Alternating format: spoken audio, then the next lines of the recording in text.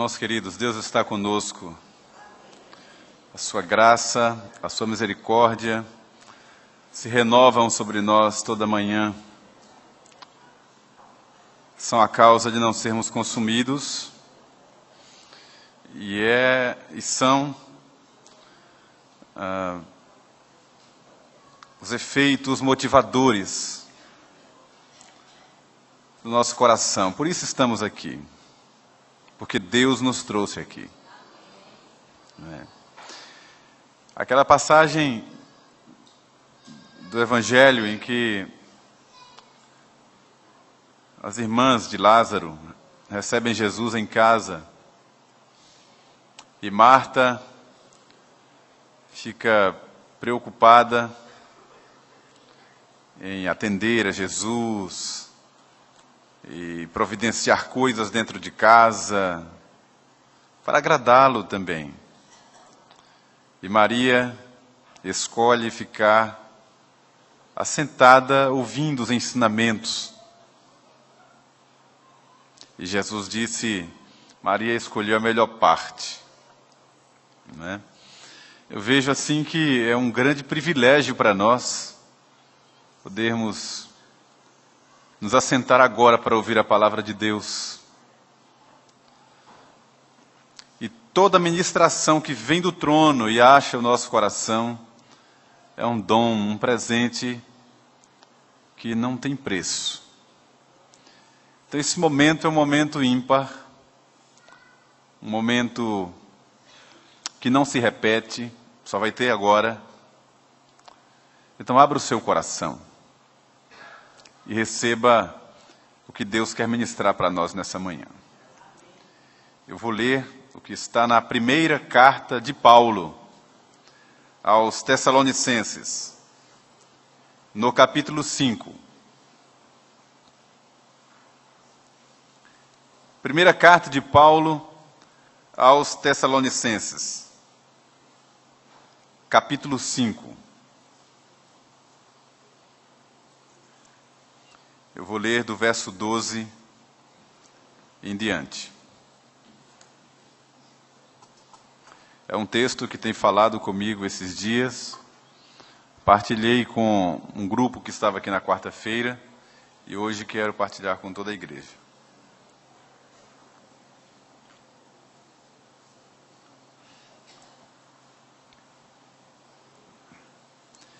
Diz assim a palavra de Deus. Agora vos rogamos, irmãos, que acateis com apreço os que trabalham entre vós e que vos presidem no Senhor e vos admoestam, e que os tenhais com amor e em máxima consideração, por causa do trabalho que realizam.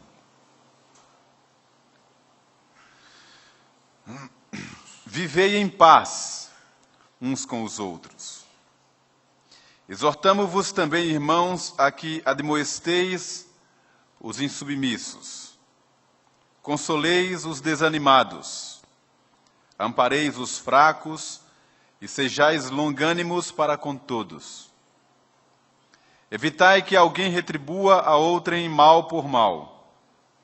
Pelo contrário, segui sempre o bem entre vós e para com todos. Regozijai-vos sempre. Orai sem cessar. Em tudo dai graças, porque esta é a vontade de Deus em Cristo Jesus para convosco. Não apagueis o Espírito. Não desprezeis profecias. Julgai todas as coisas. Retende o que é bom. Abstende-vos de toda forma de mal. O mesmo Deus da paz vos santifique em tudo, e o vosso espírito, alma e corpo sejam conservados íntegros e irrepreensíveis na vinda de nosso Senhor Jesus Cristo. Fiel é o que vos chama, o qual também o fará. Irmãos, orai por nós. Saudai todos os irmãos com ósculo santo. Conjuro-vos pelo Senhor que esta epístola seja lida a todos os irmãos. A graça de nosso Senhor Jesus Cristo seja convosco. Amém.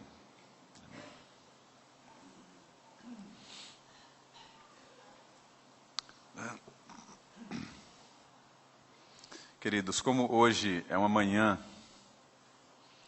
histórica, especial, em que teremos a oportunidade e o privilégio de eleger, de escolher pessoas para nos representarem, líderes, servos, eu achei conveniente e apropriado repartir essa escritura, essa parte da escritura com você. É uma porção em que o apóstolo Paulo escreve para a igreja de Tessalônica. Igreja para a qual ele abre o seu coração e tece os mais rasgados elogios. É uma igreja que estava vivendo tão bem com Deus, na sua geração, diante dos seus irmãos e da comunidade,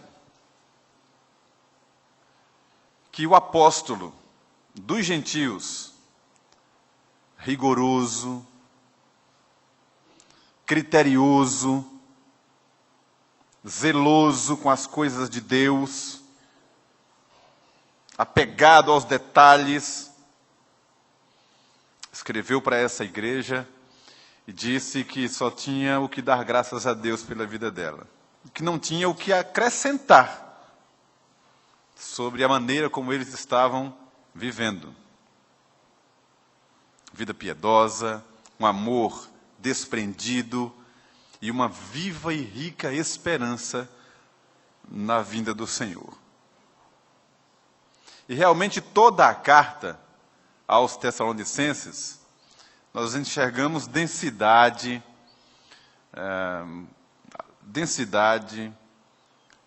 e firmeza naquilo que ele fala e espera daquele povo. E no final da carta, da primeira carta, ele escreve esses diversos preceitos.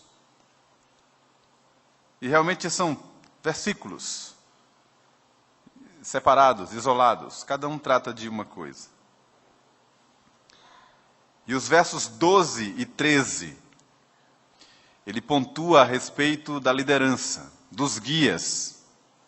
E é sobre isso que eu vou falar nesta manhã. Vou reler apenas os 2 versículos. Agora vos rogamos, irmãos, que acateis com apreço os que trabalham entre vós e que vos presidem no Senhor e vos admoestam, e que os tenhais com amor em máxima consideração por causa do trabalho que realizam. Vivei em paz uns com os outros.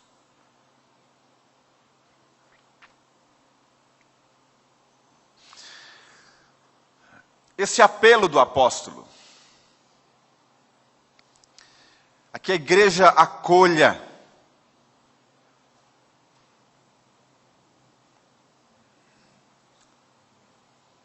com apreço, com desvelo, aqueles que trabalham no Senhor, está baseado na própria experiência do apóstolo e dos seus companheiros imediatos,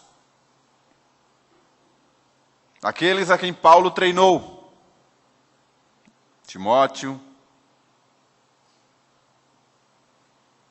o próprio Silas,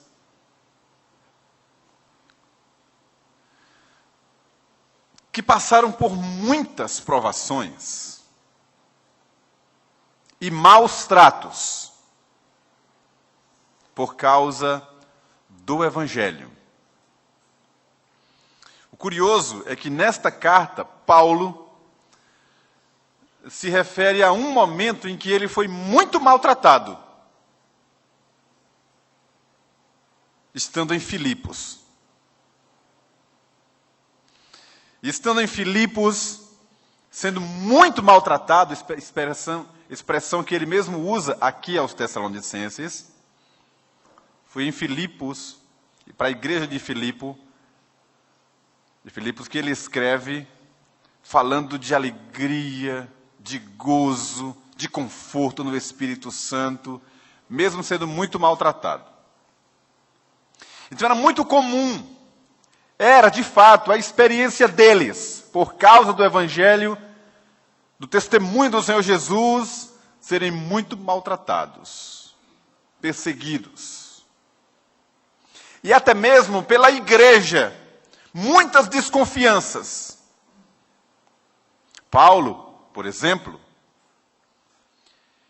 tem que defender a sua própria autoridade apostólica. E a gente vai entender isso lendo Atos dos Apóstolos. Deixe-me dar esse exemplo, bem rápido. Jesus escolhe 12 apóstolos.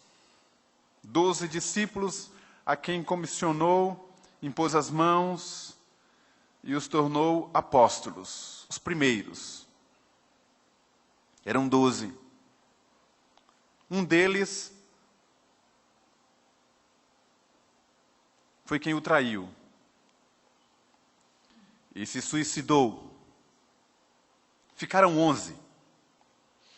Jesus aparece aos 11 e lhes dá a grande comissão. Jesus é elevado às alturas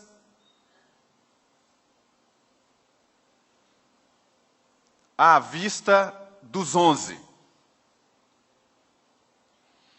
E logo depois da ascensão de Jesus, a igreja em Jerusalém é revestida de poder, através dos apóstolos.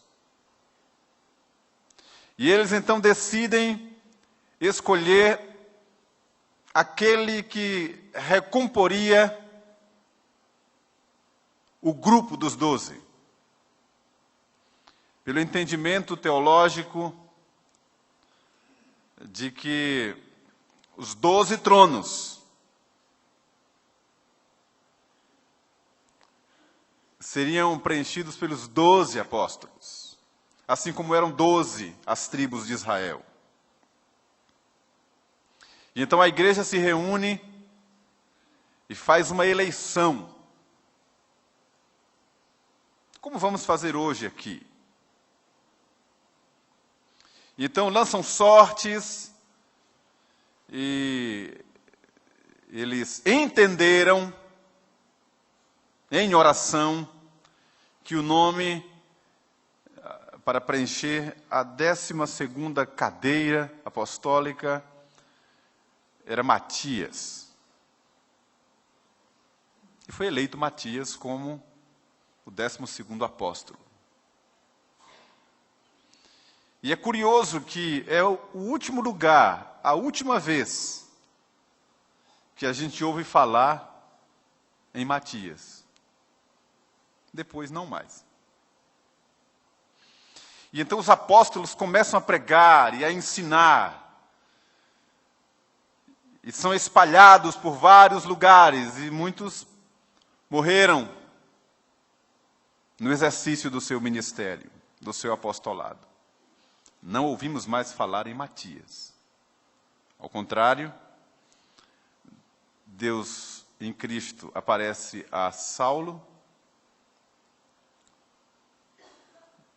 chama Saulo para o ministério e o comissiona para ir aos gentios. E esse Saulo, que agora era Paulo, aparece às igrejas e diz: olha, Jesus apareceu também a mim, me chamou para ser apóstolo.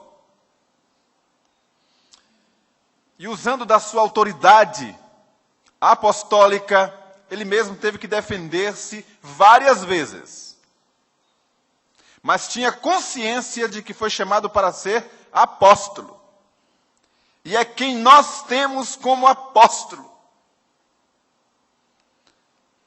Eu desconfio, não posso afirmar, os mais antigos aqui da igreja, que vivem o dia a dia da igreja e têm uma boa memória, eu desconfio que você talvez nunca tenha ouvido uma única mensagem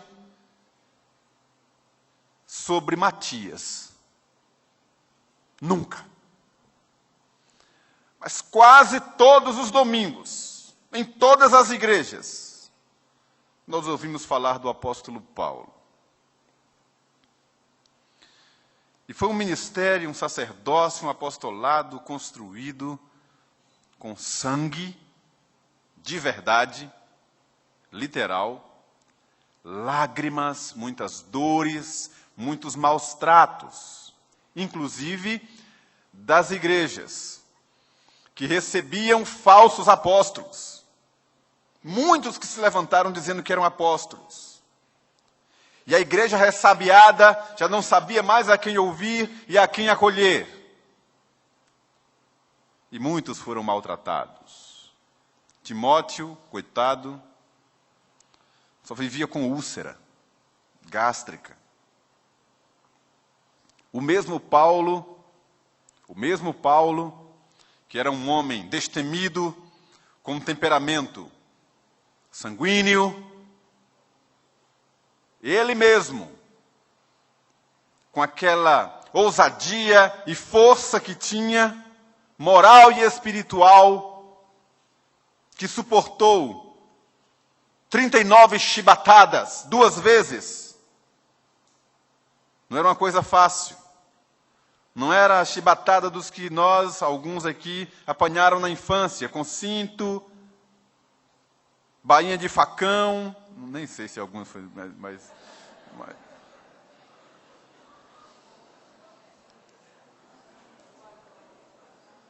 bainha de facão, rei o cru, vocês não sabem o que é isso não, é só coisa lá de Pedrinhas. As chibatadas eram de couro, com ponta de metal, cada açoite arrancava pedaços da pele, da carne.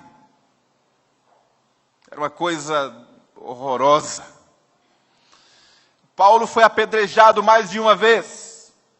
Uma delas, colocado fora da cidade, achavam que ele estava morto. E nada disso o deteve. Nada disso o abalou. Pelo contrário, ele disse a uma das igrejas que isso fazia com que ele mais se alegrasse no Senhor, sabendo que aquelas dores teriam uma eterna recompensa que ele chamou de peso de glória. Agora, teve algo que pesou demais e que ele chegou a dizer que pensou até mesmo em desistir da própria vida. Não foram os açoites, não foram os apedrejamentos, nem as prisões e nem naufrágio. Foi a incompreensão dos irmãos na Ásia. Está lá na segunda carta que ele escreveu aos Coríntios, logo no primeiro capítulo. Aquilo pesou demais. E ele disse que estava entre feras, dentro do próprio rebanho. Então, quando ele escreve aos Tessalonicenses, elogiando todo o ministério e o sacerdócio deles, ele inicia falando sobre o acolhimento à liderança, o acolhimento aos guias. Começa por aí. Sabem por quê, irmãos queridos? Olhem na minha direção. Receba essa palavra como profecia.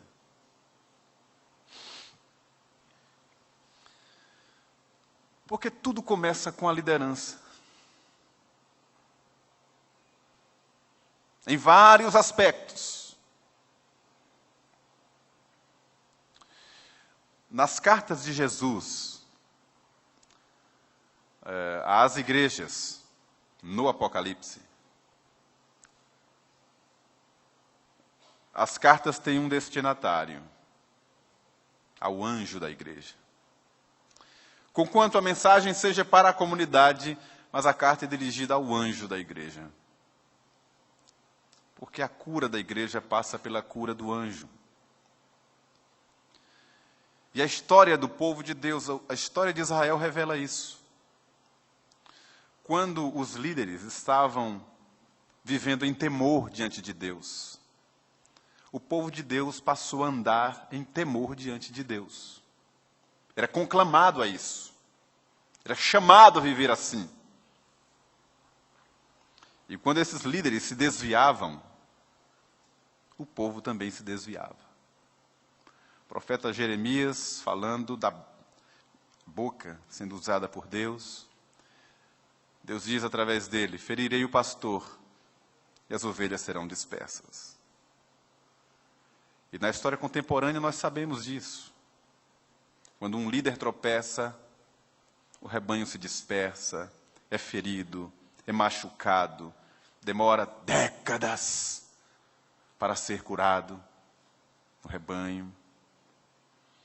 E quando Deus visita com poder e graça a sua liderança, a igreja também vive naquela dimensão, naquela sintonia. Então há um poder espiritual, há um lastro espiritual, uma graça diferenciada na vida da comunidade, quando esta entende esse princípio chamado princípio de autoridade, dispensado sobre a liderança que Deus instituiu. O mesmo Paulo escreve a Timóteo e fala sobre dois personagens históricos dos dias de Moisés, chamados Janes e Jambres, que confrontaram Moisés, que endureceram o coração e não reconheceram a autoridade de Moisés. E sobre eles veio um duro castigo. Aí você vai vendo aquela história de Moisés, houve outros que também se insurgiram e pagaram com a vida e a vida da família, e grande mal sobre Israel. Coré, Datã e Abirão, Miriam e Arão, irmãos de Moisés. Se insurgiram contra Moisés, se enciumaram, porque Deus falava através de Moisés, ciúmes entre eles mesmos. E Deus fez com que Miriam ficasse branca como a neve, o corpo todo cheio de lepra. Não me perguntem por que Arão não ficou leproso também. Isso é para um outro dia. E Paulo escreve falando sobre Janes e Jambres, e depois falando sobre Himeneu e Alexandre, que se insurgiram contra os apóstolos. E outros nomes que são citados também, a quem Paulo disse que entregaria a Satanás para serem julgados. A bênção da comunidade, uma comunidade saudável, passa por essa saúde no trato com os seus líderes, um acolhimento com apreço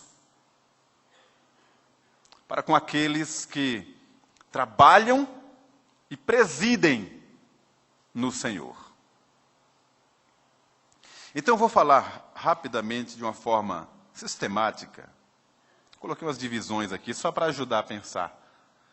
O que está no verso 13, quando Paulo diz assim: e que os tenhais com amor em máxima consideração, por causa do trabalho que realizam. Aí eu vou meditar com vocês sobre esse trabalho que realizam, sobre a natureza desse trabalho.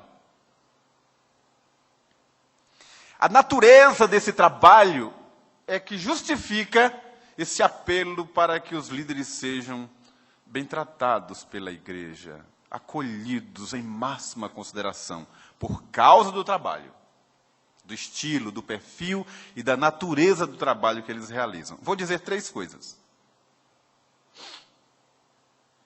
A primeira delas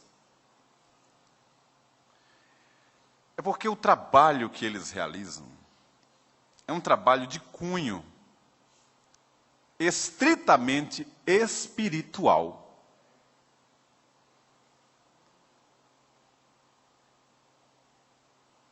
Espiritual.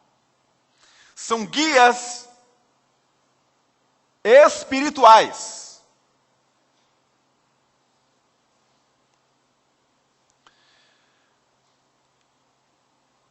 São representantes de uma ordem.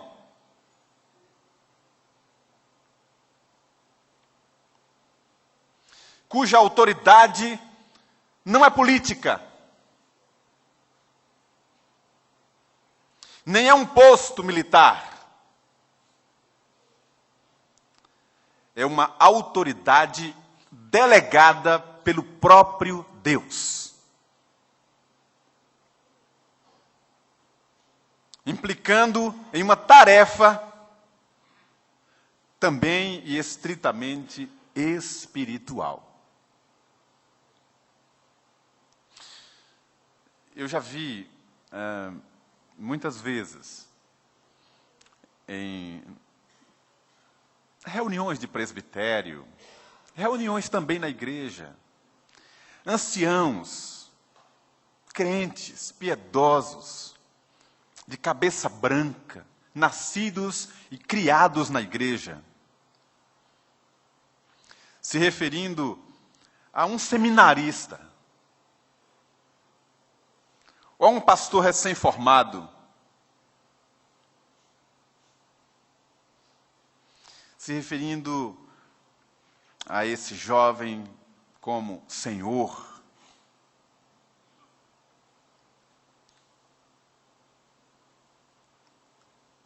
Reconhecendo naquela criatura, ainda tão jovem, uma autoridade que não é própria nem da idade, nem do perfil pessoal, de habilidades pessoais, mas algo sobrenatural, maior que ele, maior que eles.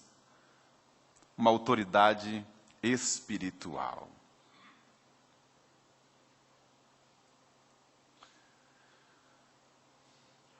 Esses guias são os que exortam, admoestam, consolam, amparam, ensinam, como o texto diz no verso 14, trazendo de Deus para o povo aquilo que é a verdade revelada. São aqueles que, como diz o escritor da carta aos Hebreus, no último capítulo, são aqueles que velam pelas almas.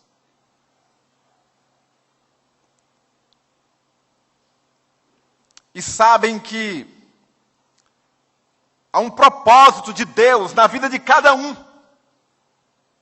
E que eles são instrumentos de Deus para cumprir esse propósito. E nessa ministração, uma palavra de vida, uma orientação, um testemunho,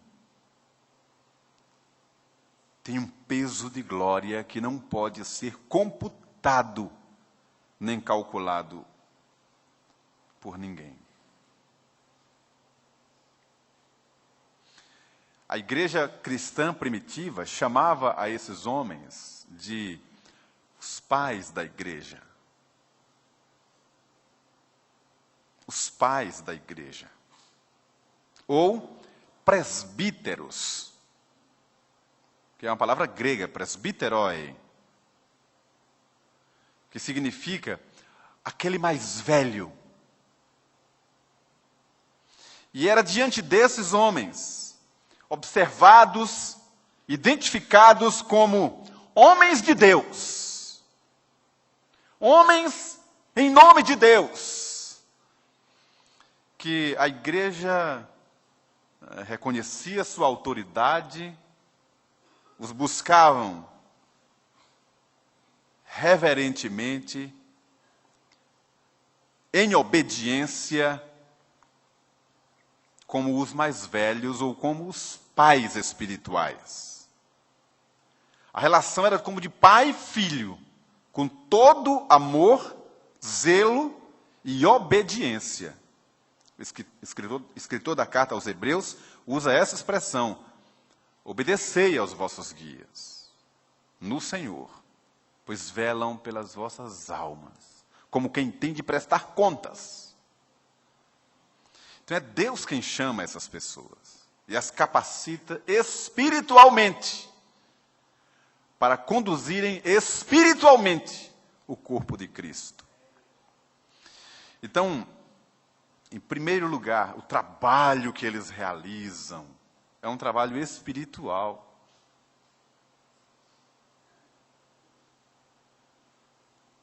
Espiritual. Segundo, o trabalho que realizam é um trabalho de cunho pessoal. É um trabalho que diz respeito a pessoas. É o contato com pessoas. É uma lida com gente. Que reveste esse trabalho da mais alta importância. Recentemente nós ouvimos, eu e tem mais gente aqui que ouviu, um relato de uma igreja, que eu não vou citar nome, naturalmente, mas que não é de agora, que dispensou o seu pastor,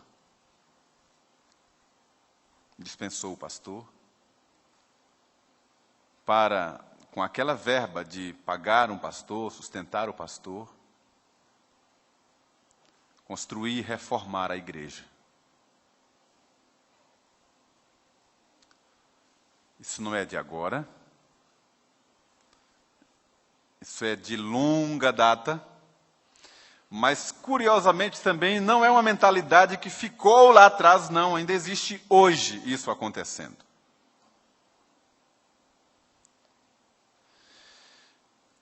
Jesus não morreu por prédios, nem por instituições. Ele morreu por pessoas. Não é? E chamou os seus discípulos, pastores, líderes, para cuidarem de gente. E não é fácil cuidar de gente. É uma das tarefas mais gloriosas e mais inglórias.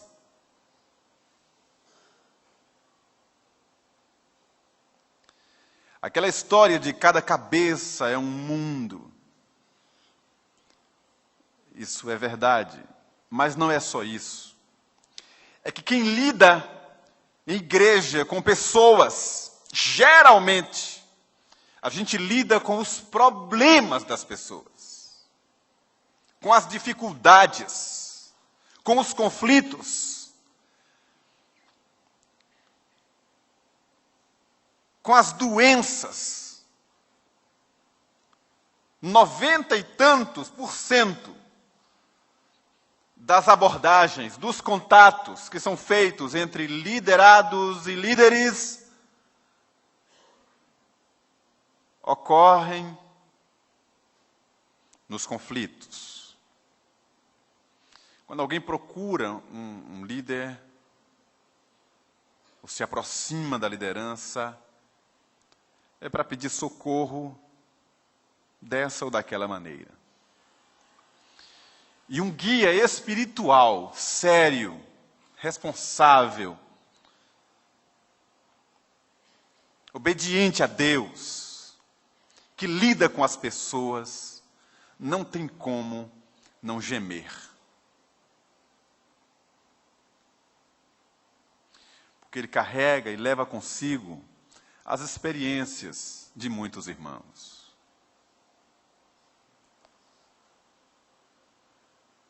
As lutas, as dores de tantos. Não que ele vá resolver, não é isso.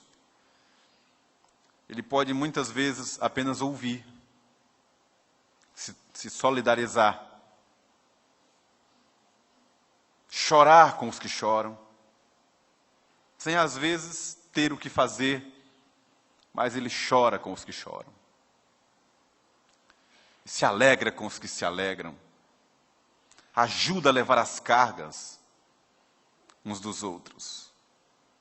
Lidar com gente não é fácil. O próprio Jesus, que nunca fez mal a ninguém, só fez o bem e era perfeito em todos os seus caminhos, em palavras e ações, foi injustiçado, maltratado, julgado de forma errônea, abandonado pelos seus, traído pelos mais íntimos, sofreu tudo o que alguém podia sofrer no rol mais íntimo daqueles que ele mesmo escolhera para ser seus amigos. Então ele sabe o que os líderes também passam. Então, já por causa da natureza desse trabalho, que é difícil, é espiritual, e tem esse cunho pessoal, do trato com as pessoas em nível de conflito, é por isso que Paulo faz esse apelo à igreja. E em terceiro e último lugar, o trabalho que realizam para justificar esse apelo a um bom trato, a uma ajuda também da igreja, é porque o trabalho que eles realizam é um trabalho para a eternidade. É um trabalho diferenciado de qualquer outra atividade na face da terra. A liderança instituída é aquela que, em nome de Jesus, prepara pessoas para a eternidade. São aqueles que adornam a noiva, que estão cuidando do rebanho de Jesus, que estão podando a árvore no trato das coisas de Deus, do jardim de Deus.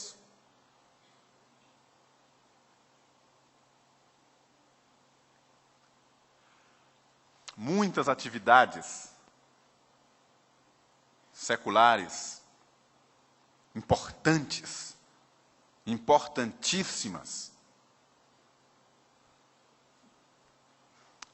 têm o seu efeito interrompido pela manifestação do Filho do Homem. Quando ele vier, não fará mais sentido algum. Vou dar um exemplo. E Deus sabe da pureza do meu coração e da minha intenção. Nós não temos como calcular, mensurar a importância divina de um médico para a nossa vida aqui. São anjos de Deus que, através de uma informação, de uma orientação, curam a nossa vida aqui. São ministros de Deus. Quando o Senhor Jesus vier, nós não adoeceremos mais. É uma tarefa que tem prazo de validade, conquanto seja tão nobre e importante. Mas o que nós estamos fazendo aqui, adorando o Senhor,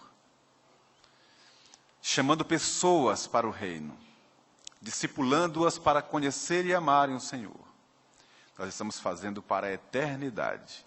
Não tem prazo de validade. Curar o corpo de alguém é algo sublime. Mas curar a alma é eterno.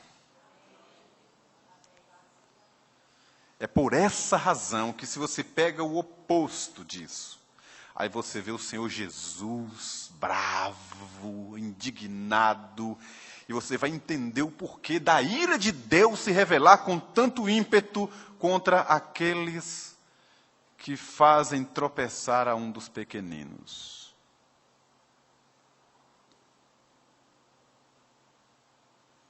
Se passando por líderes, fazem tropeçar a um dos pequeninos. A palavra de Deus diz que antes ele nunca tivesse nascido.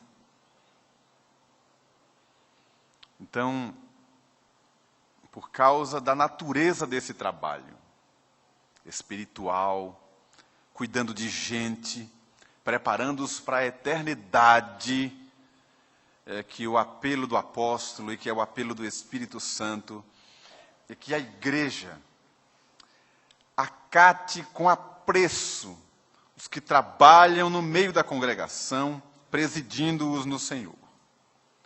E que os tenham com amor, em máxima consideração, por causa do tipo de trabalho que eles realizam.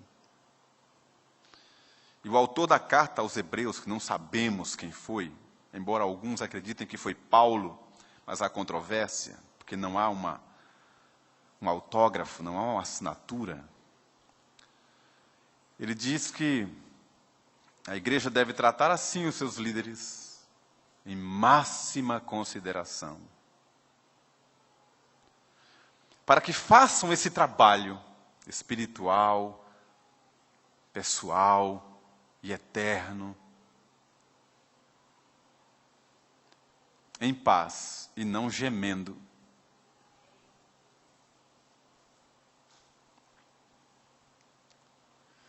Hoje nós vamos escolher presbíteros, que são pastores. Pastores também são presbíteros. Eu sou pastor, reverendo Edésio, reverendo Cláudio, nós somos presbíteros docentes. Os demais presbíteros da igreja são presbíteros regentes. Mas nós somos presbíteros docentes e regentes no sentido de que somos os mais velhos, chamados por Deus para apacentar o rebanho do Senhor. Vocês não têm ideia da fria em que nós estamos, porque nós vamos prestar contas de cada ovelha que passa debaixo do nosso cajado.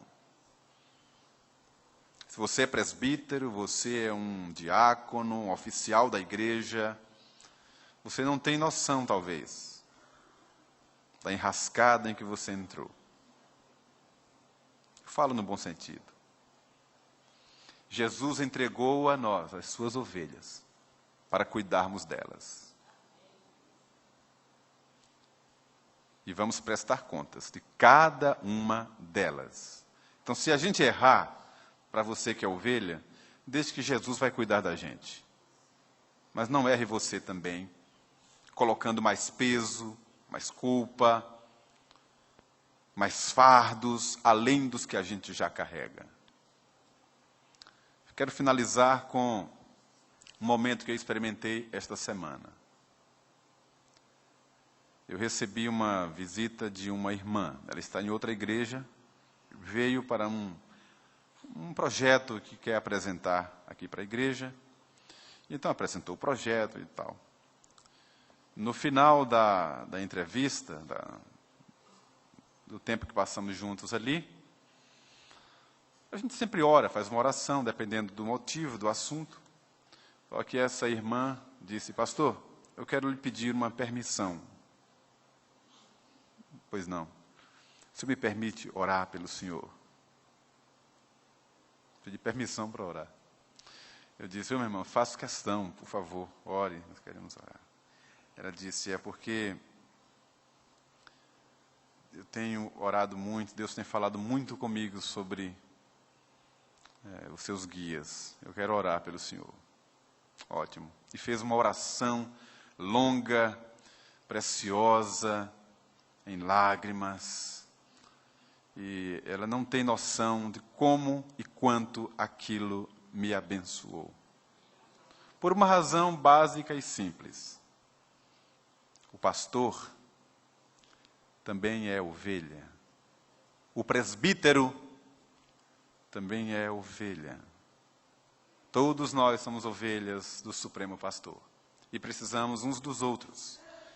Então, eu estou aqui para abençoar, cada presbítero está aqui para abençoar, e a igreja, de forma recíproca, tem a missão de abençoar também os seus líderes, os seus guias. E é assim que o corpo de Cristo se edifica e a noiva de Cristo é adornada. Que a palavra de Deus, nesta manhã, encontre espaço no seu coração e no meu. E deixe aqui, no meio desse rebanho, o suave e gostoso perfume de Cristo, para a glória dele. Amém.